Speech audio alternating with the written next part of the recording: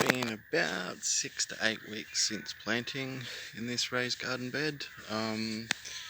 We've got a number of varieties of spinach from seedlings that are going absolutely brilliantly.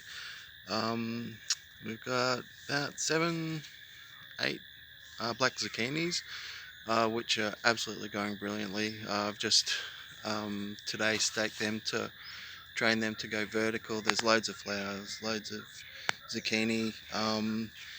The broccoli is looking healthy as. Everything in here is just looking absolutely brilliant. We got carrots, tomatoes, more spinach, more zucchini, garlic, and there's some rosemary over there somewhere.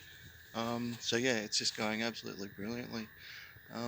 Thank you to nature, to the elements, to everything, because yeah, there's going to be some incredible produce coming up of here.